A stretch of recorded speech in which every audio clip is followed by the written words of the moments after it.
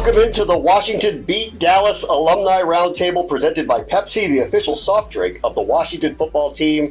Here with Santana Moss, Chris Baker, Rick Doc Walker.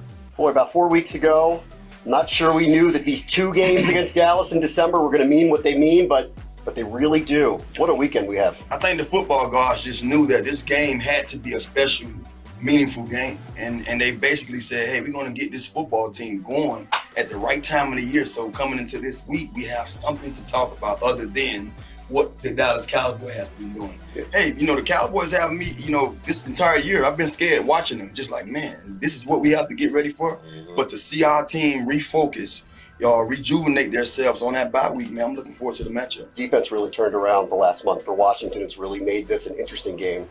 Oh, yeah, without a question, man. I'm so happy to see our defense get some turnovers and get off the field and really see them be excited for the first time. Like the beginning of the year, you just didn't see that excitement. You didn't see the guys rallying around each other. But this, was it a 4-game win streak that we've had, man? These guys have really been excited. They brought that excitement back in. Everybody is feeding to the rest of the team. If you play good on defense, the offense plays well. How about Taylor Heineke? What can you say about him at this point? He's competitive. I played for Joe Theismann. Joe is so competitive that you trust him in the huddle and you trust him to make plays. But for the guys that have never been in this is an initiation. You're not really a part of Burgundy and Gold till you play in this game. And then you don't get a credit for it until you win it. Mm-hmm. And it's a part of who you are in this town because it means so much to our fan base. They are so loyal. The way they travel to Vegas under the circumstances, mm-hmm. You learn in this town. For me, I had to Brig Owens from my hometown. So I had the 72 game. I got invested in 1972 with this rivalry. So, but I wasn't a part of it. Then when you become a part of it, it's exhilarating. But you have to win it for this to count, your clock to start. The biggest win, I would argue, in the franchise's history was an NFC title game at home over the Dallas Cowboys, even more so than beating the Dolphins in the Super Bowl that year for the first championship. It's everything, isn't it? Well, it's anticlimactic. If that kid don't run that punt back, Walker, for Miami, because we was still in the afterglow of bringing that win here, like the 72 team. Walt Garrison stopped, Kenny Houston, Brig Owens, Charlie Taylor, all those guys, Roy Jefferson, Jerry Smith. I know them all. Haraway was my favorite player. Larry Brown. That's how invested I was in this stuff. And then you don't get to be a part of it till you beat them. And that's how it was. And I hope if these guys don't know the history, I cut them. It's really the legend of the Hogs, I think, began there as well. In those games, it was the run game. It was the power of the Washington offensive line. It was the power of the run game imposing the will at the time that I think really kind of built the rivalry. It's glitz versus power and hunger. That's kind of apropos to what it was. Yeah, I mean, we weren't the glamour guy. We were the underdog. They have more talent now. They're always. That America's team deal, it truly is shown to be true based on ratings and revenue. They're number one in revenue. They haven't won a significant game in 25 years. Really, neither we. Correct. So what has happened is that we're on even turf, but they're still the sought after. You see, we're still the ugly duckling. But if you beat them, and we've beaten them in significance, and the way I look at it, 72, 82, and could be 22. Could be down the road. That's the significance of winning this, to set up what we all want. Because to me, if I don't get to play them 3 times, I failed. I want them 3 times.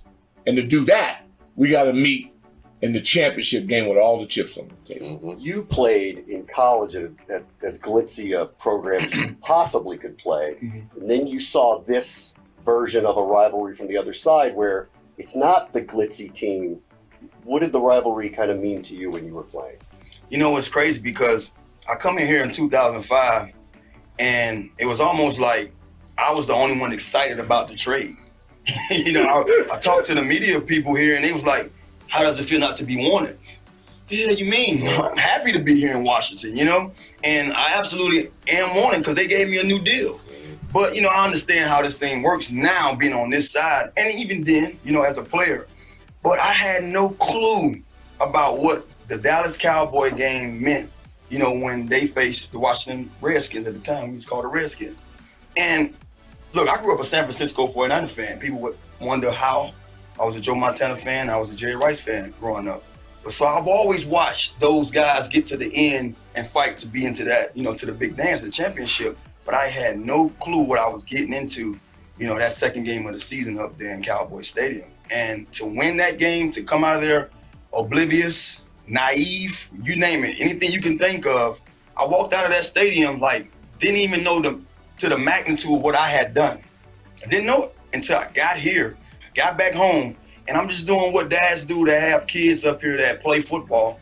I get up that morning, even though I got in late and I'm high off a wind, I take my kid to school and I go pump gas. And I'm literally sitting at the gas pump and I'm hearing cars blowing horns and stopping, skirting, and I'm like, what the hell is going on? Until I look back and see everybody got out their car and they bum rushing me because they see me at the damn gas station getting gas. Mm-hmm. And I'm like, oh shit. You know what I'm saying? From that day it was on. And I'm like, damn, this is Miami, Florida State all over again. And that whole week, it just like, it let off a fire in me like no other. Cause I'm like, here I am, naive to what I was going into, and I end up being, you can say, a savior in that game, or whatever you want to call me, the Cowboy Killer. That's where they stamped it at after that game. It just set something off in me even more, because now I'm like, guess what? They done gave me a stage. Mm-hmm. You know what I mean? I done set off something. I didn't even know. I came into this thing just to go out here and play football, do what I love. I done played in one of the biggest nights, on the biggest night, on the biggest stage. Mm-hmm. And I just took it off. I took off from there. What was your experience with playing in the Cowboys-Washington rivalry? Oh, man, it was amazing. You know, for me starting here in Washington, it was hard for me to even get on the field. So once I really started playing and I had the opportunity to show the world who Swaggy is, you know, it was definitely a great experience, you know. And being in Dallas, I'll never forget the game. We had already clinched the division, and we had to play Dallas at the end of the year. And I needed one more sack to get my sack bonus. And it was against, what's the offensive coordinator name? Kellen Moore. Kellen Moore was offensive coordinator now. And I got that sack, and I remember getting up in that game going like this, I got the money, I got the money, I got the money. And then, you know, just that 2012 year when Santana went off and Pierre Garcon and Alfred Morris and watching RG3 do what he do, man, that game was crazy, bro. That's when I really got a gist of, we really hate these guys. I mean, every time we get a chance to kick it to them, we got to do it. And so every time after I really started playing, man, I always got up for the Cowboy game. And I grew up a Dallas Cowboy fan. My whole family was Cowboy fans. So anytime I got a chance to play against the Cowboys, it was like, I got to play good. I got to play. This is the team I grew up rooting for, so I got to play good in this game. And every time we played them, I always had a good game. So. In your house on the other side, was the hatred there for Washington? Could you kind of feel that when you were growing up watching? Growing up, and I was just sharing earlier, I got a text on my phone from Facebook memories from 13 years ago, 2008, right before I got into the draft. And my Facebook post says, I can't believe the Cowboys lost like that, but I'm not mad because the Redskins lost too. So it was always a huge, you know, it's always been a huge rivalry. And the fact that I was a player and could really experience that, you know, it was like one of the greatest feelings ever. I remember like one of the first times when I really got a chance to play, it was towards the end of the game. I think we lost that game. It was against Tony Romo. I forgot what year it was. Yeah, but, he had 18 at the end. Yeah, he hit McFadden on a play, but that was my first like significant play because it was a 3rd and long situation. I never played nickel, and finally they put me in on nickel. It was me and Barry Cofield, and Barry always played on the left side, and I would just fill in. But Barry said, "Yo, what side you want to go to? Just do your best pass rush move." And I went in there, tried to do a jab volley, fell on the ground. Tony Romo scrambled out, found the running back and scored. But I was like, damn. I almost beat the offensive guard. I almost had a sack on Tony Romo and could have won the game. But it was just so amazing to be a part of the game and be in the game in a big moment. And then finally was able to get over the hump and beat those guys in the next couple of years. Tell me about Joe Gibbs a little bit. Back in the day, maybe the modern version of Joe Gibbs. I know how important this was to him, too. He implemented this, wanted this to be the rivalry, wanted everyone to understand how important these games were to the team and to the region as well. Yeah, well, for Joe, it means every game. I mean, that's the thing about it. The real good ones, they don't rise they maintain, it's called a standard. The way we practice is a standard. 40 plays, you're going 5 live, goal, it's a standard. So that when you get to these moments, it doesn't blow your mind. Only guys that don't get it emphasize significance in weeks. Guys, I play every week. I hated everybody we played. But this was different because of the fan base for me. Mm-hmm. I knew how much it meant to my neighbors. I met people here. I stayed in the hotel for 6 weeks when I first got here. I didn't know anybody. And so people reached out, hey, want to have dinner? I'd never seen nothing like this. And about this game, I knew how much it meant to them, the dry cleaners, the guy at Safeway, Giant. To me, it was like being at home, you got to beat USC. Once you've been through a rivalry, in high school, we lost our rival. I'm still not over it. In 1973, we lost to Edison, the only team that we lost to, but it was our rival. And you lose, and then we beat SC. I've been around. Every box, you got to check it. I can't live by saying I never beat them. Beat everybody. Yeah. So that's what I'm saying. You got to get to the top of the hill if it's in you. And Joe was perfect for it because how he set the standard. And we won't let, it was about our fans. It was about, especially at our place. At RFK, it ain't happening. And you could just feel it. And I still feel it now. It's stupid, but it's real. Joe's attention to detail and getting us ready by setting a standard, how we practice, what we do, that was the key. So a big game like this elevates you. When you beat them, you got to hope you can win the next week. Mm-hmm. That's the problem. Yeah. Do you have enough left to beat them after, like Michigan beat Ohio State? I was really concerned. I thought that Iowa was going to be a challenge. Mm-hmm. They steamrolled it because they've got a special team. You know when you play on a team that's special. Mm-hmm. That's what I hope this team has grasped now. It's what Taylor represents. It's almost like, hey guys, we can do this. Yeah. Oh. But we need everybody to do it. So when I see Toohill and Williams, Smith-Williams, I'm sorry that Tony's out, but I know what Bates has done. Guy go out, next man up. Mm-hmm. Standard doesn't change. Doesn't matter. Ishmael, standard doesn't change. Now I'm seeing it here. That's why I'm so excited. It ain't about talk. It ain't about hype. It's about, are you buying into what we got to do every day to get us to the point that we're in December, we're unbeatable. Well, it's kind of interesting. I don't want to cut you off. When you talked about Joe and you kind of asked both of us that question, the Joe I remember is a little different. Mm-hmm. And the reason why I say that, because I wasn't a part of that first stint with Joe. And I wasn't, Lord, I would have prayed, I would have paid to be a part of those championship years. But the Joe I remember when it came time this Cowboy week, you was dead on. You was spot on. You talked about paying attention to detail. That was always key. I remember those Fridays. Every Friday, no matter what the temperature was, what the weather was, we was practicing with buckets of water, putting balls in water. Like we did things that I don't see teams do now. We was prepared for every situation. He's Belichick. And it was crazy because I remember playing the Cowboys home in a storm. Right. And I remember catching balls and like, man, this is something I did on Friday with Coach Gibbs. But the Joe Gibbs I remember is this game had whatever it was. I'm not sure what our numbers was when it came to how many we had in the 3 years or the 4 years that he was here, but it meant a little different.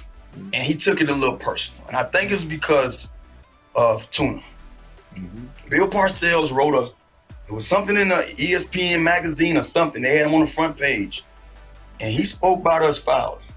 And Coach Gibbs took that as anytime we faced this team, it wasn't necessarily about Coach, Parcells. It was about this team. Anytime we face this team, if we don't come away with the victory, I want to see the injury report when we get home.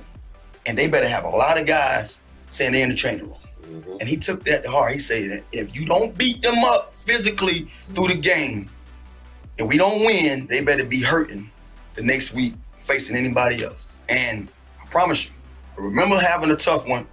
I think it was 2007, the first time we played them, because we beat them the second game at home. And I remember scoring I scored that game on a slant, and we could have won the game again with me on the post in the back of the end zone. Jason Campbell threw it too high. And I remember coming home and it was quiet on that plane. But I felt good. I'm like, man, we still took it to these guys. And I didn't you know, every week you go in there and say you're gonna win, but just dealing with what we was dealing with, I wasn't very confident. And I think it was offensively because I just didn't have enough confidence in our quarterback at the time. And it wasn't nothing against, you know, Jason Campbell. I knew he was still young. We hadn't connected enough for me to have that confidence. But I remember going home and I'm like, we fought these guys to the end and lost. We can beat these guys. And I remember the first thing he said to us Wednesday morning was, got 20 guys on the, you know, injury list. We didn't win. We didn't win the game, but we won the fight. And damn, it feels good to hear our coach say, "I'm proud of you guys for beating them up because they didn't win easily." He's a lineman. That's the beauty about my perfect pick. I always want an offensive line guy. If he's going to be an offense, I prefer defensive head coaches personally. But if my guy is offensive, he's got to be a lineman. Then I don't worry about it. He ain't trying, and he was the most innovative human I've ever seen. X's and O's, slept here. So, you know, I tell the story all the time. When you drive in at 4 a.m, a couple times, I just left DC and came here, came to work. It was easier. I said, I don't want to challenge the clock, and then I'm coming to the parking lot. If the door's locked, I can go in the training room. I've been there. Okay, it's straight up. Sleeping in the parking lot. When I saw his car, I went, what? I said, if this dude's willing to be away from his family for 3 days a week, the least I can do is give it all I have. And then you got Dan Riley at 6 a.m., Dexter's lifting at 6 a.m. If the early bird is like, you in this for a short period of time. I tried to convey this to him, and he'll tell you, I was all over him because I saw it in him. And I said, but you got to give it up now. And it's the toughest part for coaches is convincing these young guys who now have money. We didn't have money. We were playing for money. See, I like this premise that I wish the Super Bowl champion got $1 million per player. See, that's how I wish the league was set up. Some of these guys don't even want to go to playoff. They make more than their regular game checks. We got $70,000. Do you have to? I'm gonna die in the process. These guys have a different mind. They're harder to coach, harder to find incentive unless you get some real dogs. That's why I love free agents, 6th round, 7th round pick. I love that. They're hungry.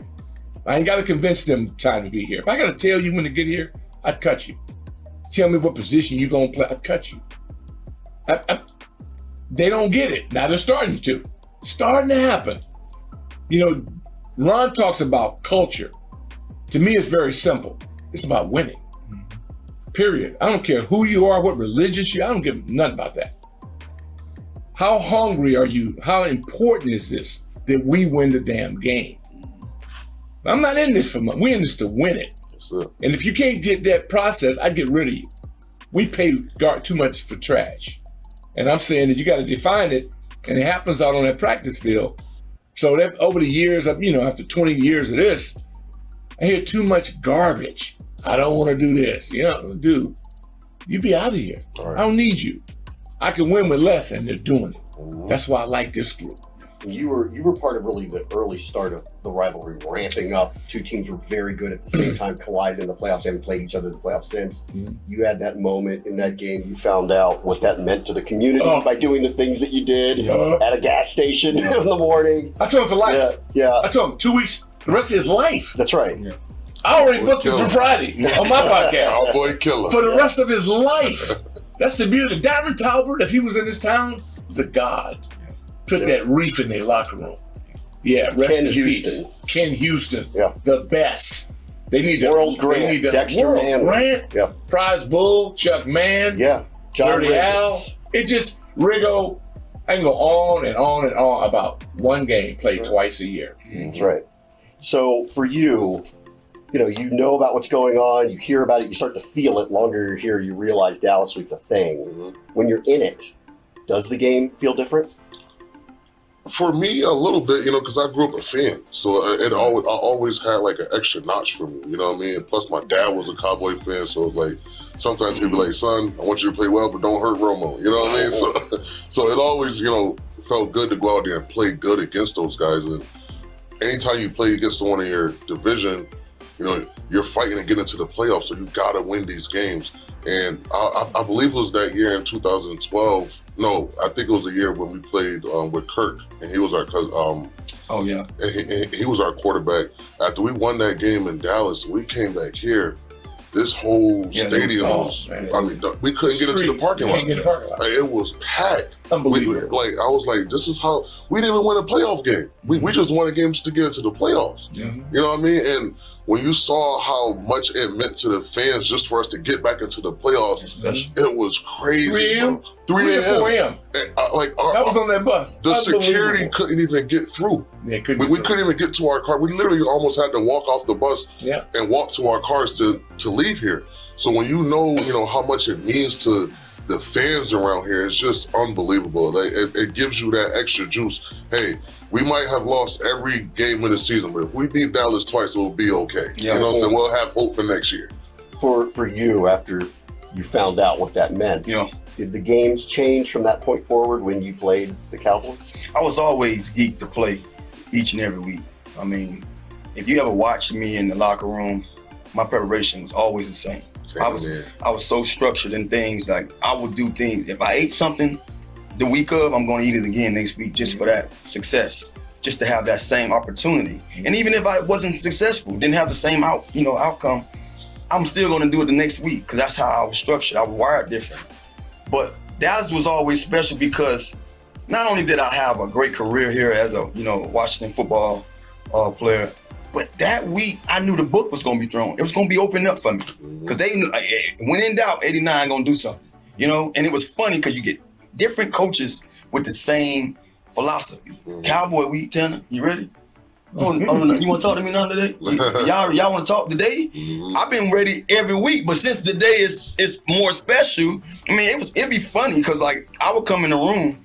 I still remember the one that I didn't know I was going to play in, and to me, it's trumped every other Cowboy game because I really was done. Like I had a burst on my heel. I don't know what that had transpired.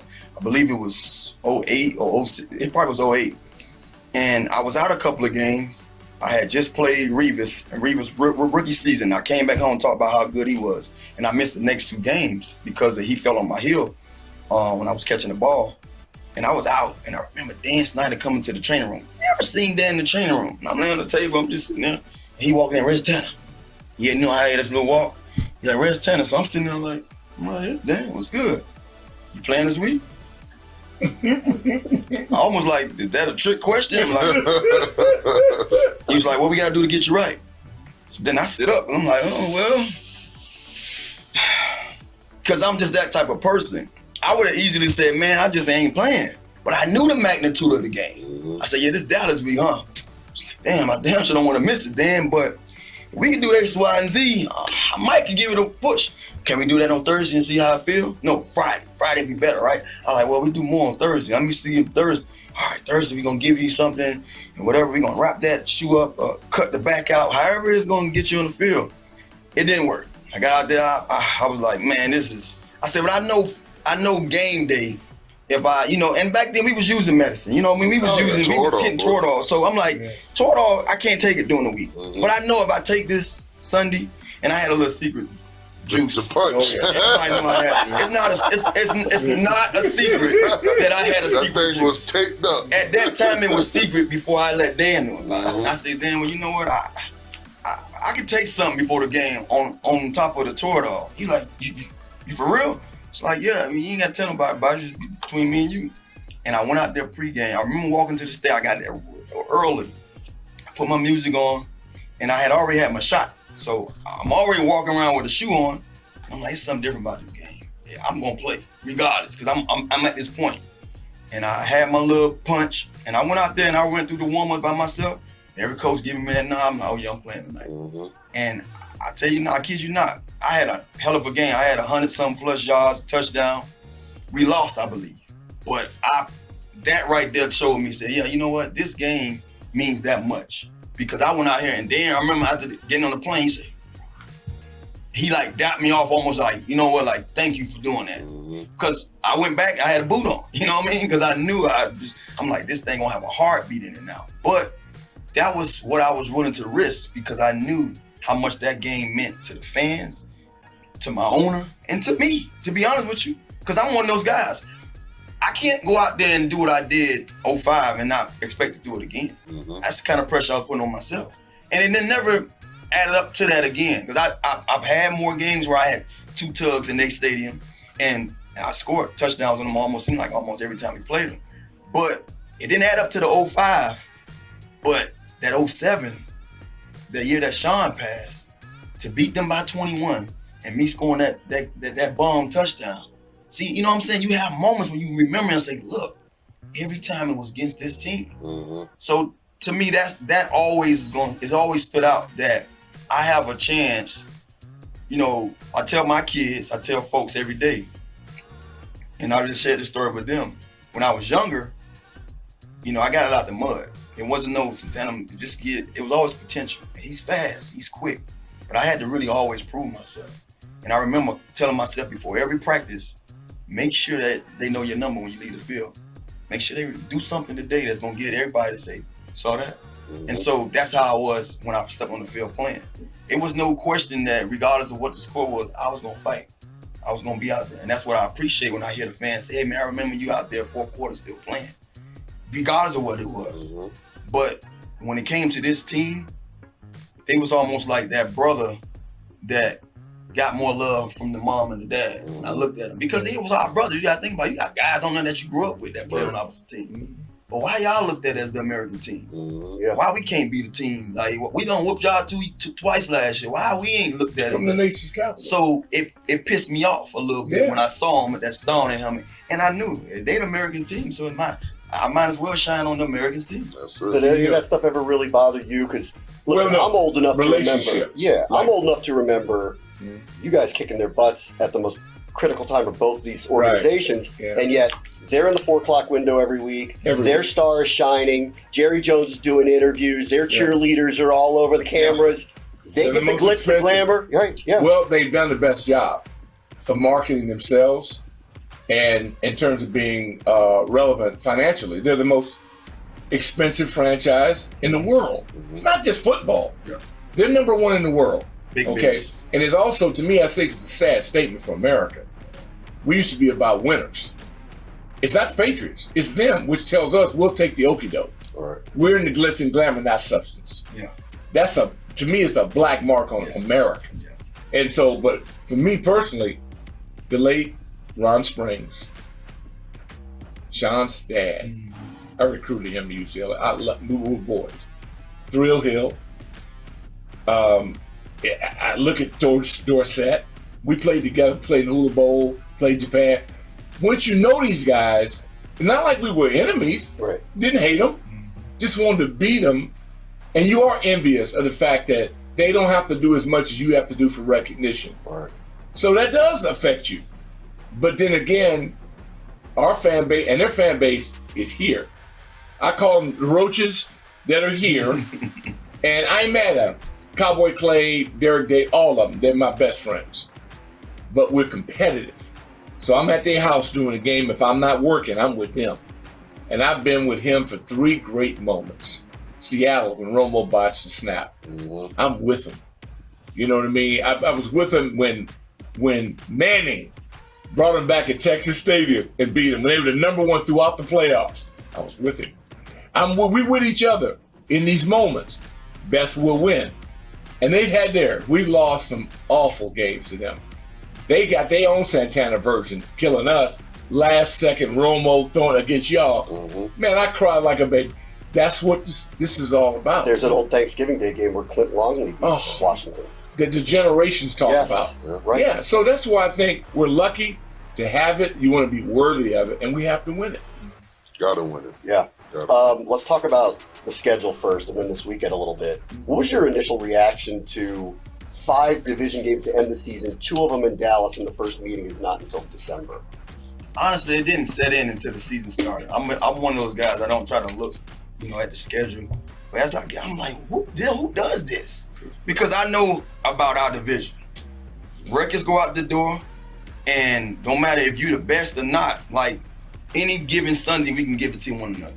And it's always hard-fought games. So we get caught up in this whole thing about the Cowboys, which, rightfully so.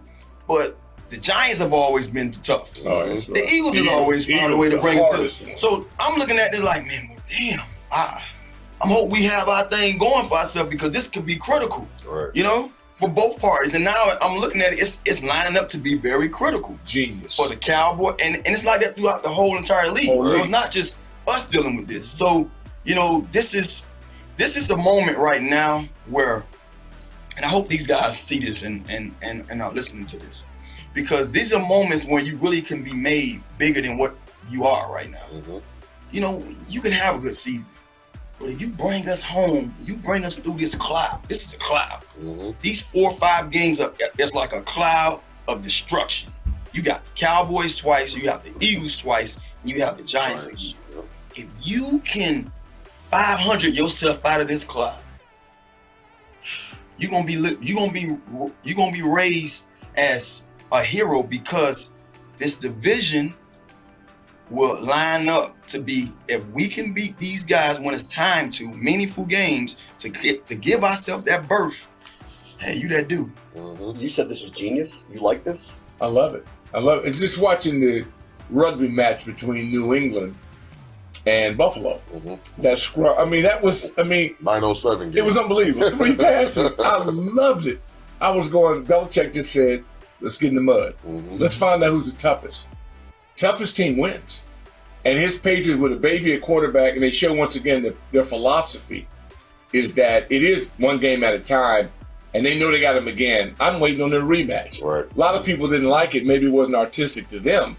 But for me, I'd love to have been a part of that Patriot thing because they went and slugged it out on the road. If I take your food off your plate in your house, I own you. Yep. And that's what the beauty of that was. So for us, Dallas coming here, we cannot give it up. Because that's what they're going to be thinking about. And we've seen them.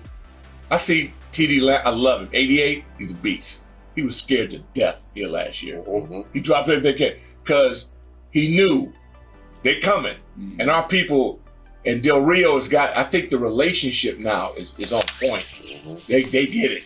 David and Goliath. They get it. And that Stone thing, what Ron's got going, first of all, I think his energy level has expanded. Yeah. I keep telling people, hey, the guy had cancer. Yeah. Can you guys be conscious of that? Right. Now you can see that more. Because I know Ron's a linebacker. Mm-hmm. So is Jack. They've been way too calm and collective. No, they're lunatics. Mm-hmm. And now you're starting to see it. And the team is just, they feed off of it, but it's assignment football. You got to be mistake-free. That's it. And I just love where it's going. I'm happy that we get a chance to be a part of it because, like our fans, it means that much to us, and we get them twice.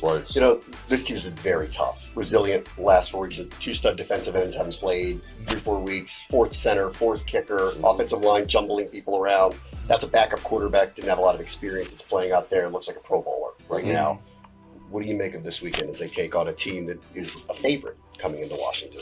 Man, it's a recipe for us to go out there and just really make a name for ourselves. You know, these are the moments and the opportunities that you as a player live for. You know, this is the stuff that once you go out here and play in this game, people will remember you forever. And this is why I kind of like the schedule the way it is, because these are meaningful games. Like, you have to win these games in order to make it into the playoffs. So it's win or go home. And if you win these games, you know, people are going to remember you forever. People are going to remember us for making the 2 playoff appearances that we had just because we won against the Cowboys or we finished off against the Eagles. These are must-win games, and now that they're at the end of the season to go into the playoffs, you got to get hot now. That all the stuff you did in the beginning of the season doesn't matter. These are the games that count right now. So if you can go out here and execute, and being that you're already an underdog, because people are already saying, hey, we got Taylor Heineke out there, we got this guy at center, we got this guy at tackle, we got this guy at defensive end. This is your moment to make your name. This is your chance to go out there and get that big sack and start millie rocking and start dancing. And everybody gonna remember, hey, I remember that play. You got up and started. These are the moments that people wait for and live for. Yeah. So this is your opportunity and chance to go out there and really make a name for yourself and put a stamp on who you are as a person and who you are as a team. One of the great moments of the rivalry, I mean, not that these guys fall into this category, but the replacement game, known formerly as the scab game that went down to Dallas.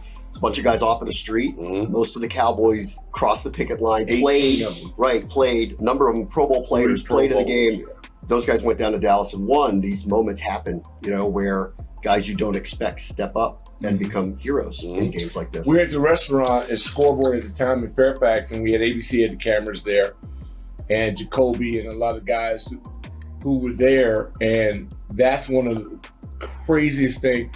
His is number one, that's 2. 8 to the 9 is 1, that's 2.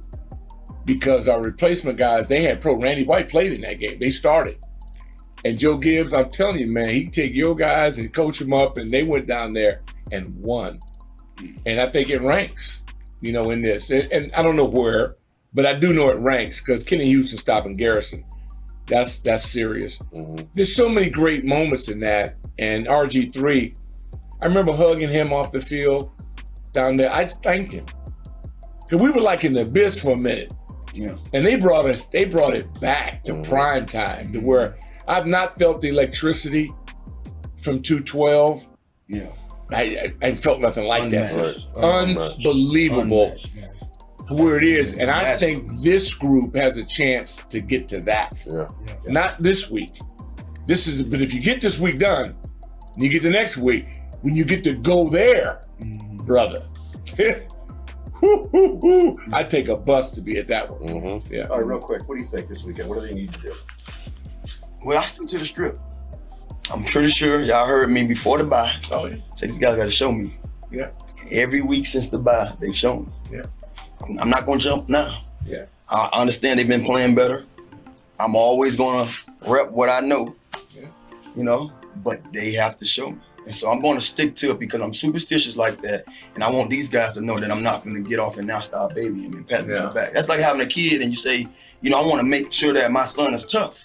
I remember my firstborn, Santana Jr., just go get him from daycare and a kid walk up with his hand over his eye and the teacher's like, hey, I got to have a parent meeting with you.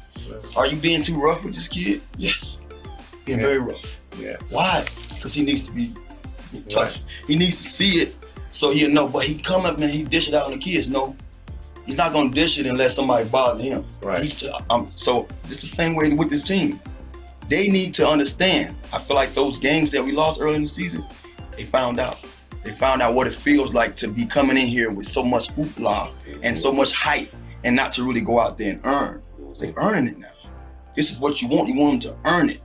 And they're earning it. Even Taylor Heineke, he understood how, damn, I was a backup. I was a guy was thinking about another profession. And now you're giving me so much flack because of the things I'm not good at or the things I haven't done. And he turned it around. This team is trending in the right direction.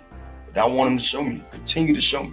What do they need to do this weekend? What do you think? Just continue to do what they always been doing. That's just playing assignment football, not turning the ball over on offense, and really being able to grind it out in the run game. If you could run the ball at this time of year, that is a recipe for success, especially going into the playoffs. And I believe our offense has been like 50-51, run pass. So we've been very balanced.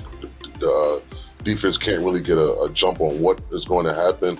As long as we don't turn the ball over on offense and we have a good run game and we do the same thing on defense, stop the run and put these guys in 3rd and long and create turnovers and give the ball back to our offense, we have no choice but to win. And the more our offense can continue to convert on 3rd downs and keep the other offense on the sideline, that is the recipe to win games. So if we can continue to do what we have been doing over these last 4 weeks, the sky's the limit. All right, last word, Doc. What do they need to do this Dak weekend? Prescott has got to watch the game as I'll be watching. Mhm. Long as he's a spectator, then you beat the Dallas Cowboys possession. 3rd down on both sides. The obvious things. But it's also who wants to be a hero? He went in that game just doing his thing. Came out of it. It's career changing. It's just who wants to be a hero? Because we need a hero. That's why Taylor, I love him. He's a hero. He wants to be a hero. And if he plant that back foot and bring that ball down just a little bit and just keep doing what he's doing and use his legs more. I want them to pull the ripcord. Don't be afraid. Yep. Go out there and hang this thing out because we're home. And I think we're going to have the best crowd we've had in many years. Yeah. This is the biggest December home Dallas game that we've had in a decade. Yeah. And I expect to see it too at FedEx Field. Hopefully, if you can't make it out there to FedEx Field on Sunday, you can still stock up on Bud Light. Visit budlight.com/delivery. Thank you so much for watching the Beat Dallas Alumni Roundtable with Rick Doc Walker, Chris Baker, and Santana Moss. I'm Graham Weinstein. See you on Sunday. Go to Stone. Let's go.